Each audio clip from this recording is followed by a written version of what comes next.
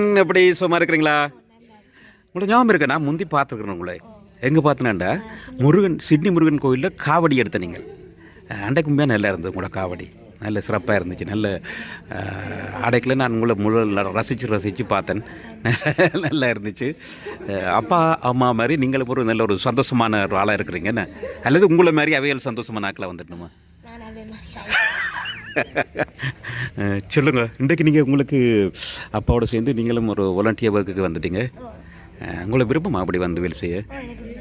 தமிழ் பள்ளிக்கும் போகிறீங்களா? எந்த பள்ளிக்கூடம்? பள்ளி.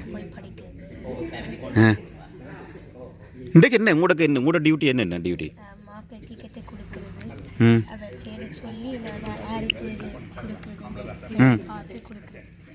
அதான் மெயின் டியூட்டி. இது இந்த வேலை முடிஞ்ச அப்புறம் என்ன செய்வீங்க? என்ன மட்டும் தெரிவினம் என்ன வேறு உண்டா இலக்கு?